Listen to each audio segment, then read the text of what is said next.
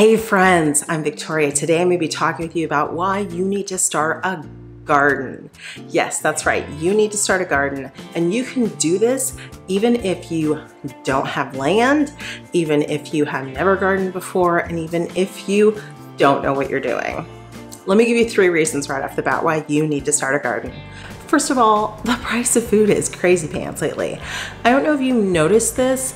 Usually, with a Costco trip with my family, we'd get $150, maybe $200, and now it's not uncommon for us to go $300 and $400 at Costco.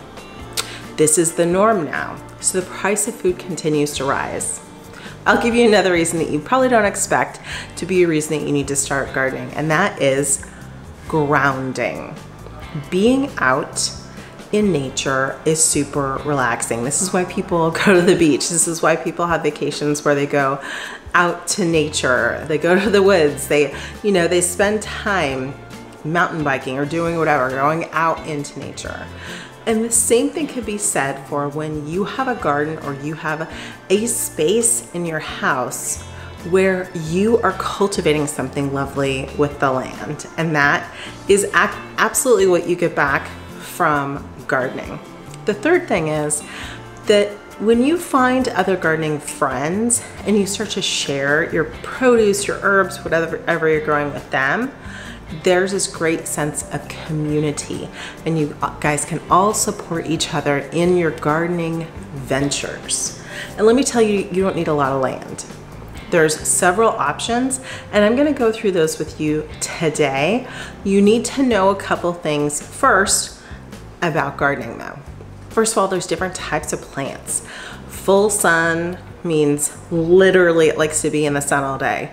Partial sun, maybe a little afternoon shade. And a shade plant, which means I don't want to see full sun at all. So there's these types of plants, and then plants like different amounts of water. They also like different amounts of soil. And when you know those 3 things, what ends up happening is you know how the plant enjoys habitating. So this makes it a lot easier when you go to purchase plants in the future. If you have no idea where to start, I would start with your favorite herbs and favorite produce. For example, I love Meyer lemons, and I have had a Meyer lemon tree. This is the 2nd year. And let me tell you, I have babied it. I go out and talk to it. And right now there's 7 lemons on this Meyer lemon tree, and I'm super excited about it. And you may be thinking, Victoria, you spent a lot of time and effort on these 7 lemons. You are correct. But what ends up happening is as the tree grows and matures, then you end up getting a much, much bigger crop. So you can use things like pots. I have a green stock garden, and so if you have no idea where to start in your gardening adventures, let me tell you, what do you like first? If you like peppermint tea, how about peppermint? And for goodness sake, don't put it in the ground, it'll take over your whole yard. But start with peppermint in a pot. For me, I love herbs, I love sage, thyme, all of those things, and I have them in pots in my backyard. So you can start really small, but I'm gonna take you on a little tour of my backyard garden, and I'm gonna show you what I have going on and what kind of systems I use to help me with gardening. I'm gonna show you my backyard garden. I'm gonna give you a little tour of what I have and show you what my system is. Good morning, friends. It's about 8 a.m. here. I'm in my yard. I wanted to show you my garden, and I always use air quotes because it's really not big, but I have a few things going on. I'm still able to leverage the plants that I have to use in my own cooking, any medicinal teas or anything that I'm making for myself.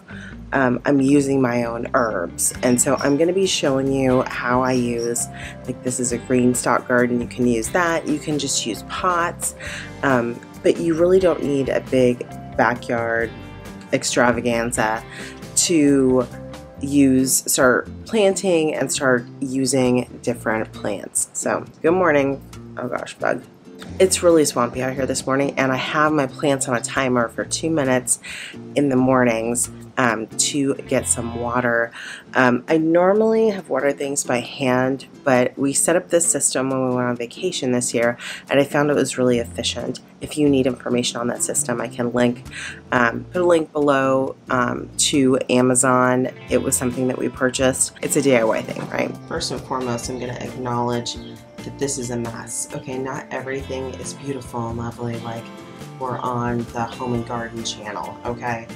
So when you get into gardening, you'll find that like sometimes you have soil on the ground, sometimes, you know what I mean? Like this is just real life, okay? So I'm gonna start over here in the corner with some of my favorite plants. This is a mullein, which this is my first time growing mullein. It's still a baby. Mullein is actually great for respiratory issues. If you see me swatting at something that's a mosquito.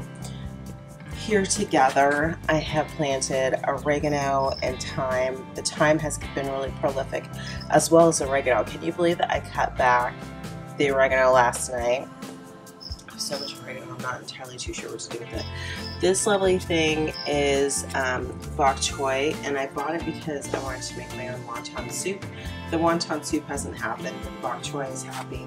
This green stock garden here, I bought a 5-tier. Right now I have 4 tiers because I'm a shorty and I like to see what's on top. So on top here I have lemon balm, sage, more lemon balm, basil, and thyme.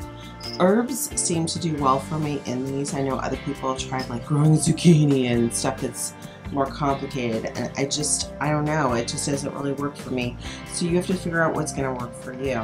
As you can tell, there's a couple empty spots, and that's not unusual for me. On the bottom, I planted 5 types of mint. I just let it grow wild, and mint will take over everything. So that was kind of my intention.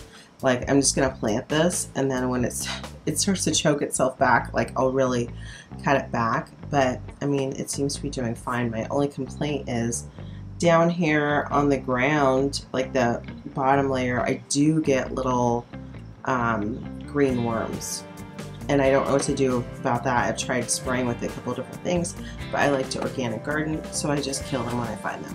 Okay, so I have 2 types of sage. I think this is a tomatillo. It's really sad and not doing well. I'm not too sure what to do about that. Rosemary, super helpful in the kitchen. Out there is a Meyer lemon tree. Here in Texas, I found that it likes the full sun. So I'll move it around on the lawn. I also have a blood orange. And then I have different types of berries. I'm trying to establish these before we move into our new place. So this is a thornless blackberry. I have 2 figs that need to be potted. These lemongrass, supposedly mosquitoes don't like lemongrass, so I don't know, lemongrass isn't doing its job, I have no idea. Boysenberry, raspberry, and all of these are blueberries, and 1 elderberry that I don't know if it's going to make it. So a couple things you need to know. This is my philosophy in gardening. If something doesn't work, it may be the location, it may be the sun, it may be the soil, I don't know. It may not be you, but try something else instead. So I try to take it not personally at all when my plants decide to die. The one thing I will say is just keep trying. So whatever you like, let's say you really love sage, get a couple different sage plants, preferably different types of sage, and try potting them and just see what happens to be happy. And what I found this summer is actually that my plants are a lot happier, getting a lot more water than they did last year. Last year I felt like, I don't know, I may have kept them too dry, maybe they were struggling. So it's all a giant experiment, but I also reap the rewards.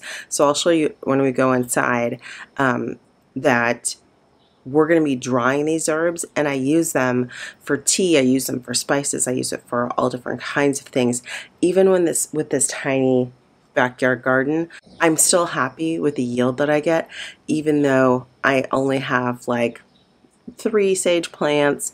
I only have 1 mullein plant. I'm still really happy with the fact that I am getting all of these herbs and medicinal plants and things like that. And they're happy in my backyard. And I'm happy that they're happy. So also don't forget to talk to your plants. This sounds ridiculous, but there was a study way back, I think it was in the 70s, and it determined that if you talk to your plants, especially if you talk nice to them, that they end up doing better than if you don't. This is similar to the water experiment. There's like a gazillion of these. And of course, some people who are not who don't think the plants like have a life of their own, really, they believe that, oh, that trick was just because we release carbon dioxide and that the plants need that to create oxygen. Like, whatever, you do you, boo. I talk to my plants all day. I tell them they're fantastic and I thank them for the yield. And like, I just cut this guy yesterday and put some up in my pantry to dry. This is lemon balm, and lemon balm's amazing for like anxiety and insomnia and all those sorts of things, and I use that primarily in my sleep tea. So anyway, you can, what my point is you can have a small garden and still have a big yield. So let's go inside. I'm going to show you how I dry my herbs and store them in my pantry. And you can tell when your herbs are starting to lose their efficacy because they will look not as green and they won't smell as potent as they did previously. So some places say a year for herbs. I've never had that problem because I use my herbs so frequently. But it's just a good rule of thumb to have in mind. And if you do have a garden space, even if it's small like this, you can use those herbs that have lost their oomph for a compost pile. Now we're going to preserve our harvest by drying our herbs. So we're going to do that one of 2 ways. I like to either use my dehydrator or I hang dry herbs. Both are really simple and you really don't need a lot of equipment to do this. I use my kitchen twine to gather up little bunches of herbs and tie them together. The one thing I will say is you don't want huge bunches of herbs that are not going to dry at the center of the bunch. So I do lots of tiny bunches of herbs, and I could probably add some more herbs there, but I didn't. So there you go. You just tie it together, make sure it's secure, tie it really tight in the bundle together, and then I also give myself a little loop so I can find a spot to hang it in my pantry. And then you just want to keep it in a cool, dry place. That's the primary thing. Cool, dry place to make sure that it's going to dry. You can also use your dehydrator. If you use your dehydrator, like I'm going to show you with my mullein leaves here, because mullein's a little awkward. The key thing is low and slow. Okay, so probably your lowest temperature setting, because you don't want to lose the good medicinal properties of your herbs either. Now, how are we going to store these herbs? We are going to store them in something like a mason jar in, again, cool, dry place in your pantry. And typically they last for a year, 18 months. But if they start to turn a weird color or smell a little funny, then it's best to, give that, like dump that batch. You can always put your old herbs in a compost pile if you have one. So we're just going to go ahead and store our dried herbs. This is once they're really, really crunchy and dry. You can store it in a mason jar in your pantry. Make sure you label it because you will forget what it is. And yeah, that's pretty much all it is to storing and growing your own herbs. It's really simple and it's really addictive.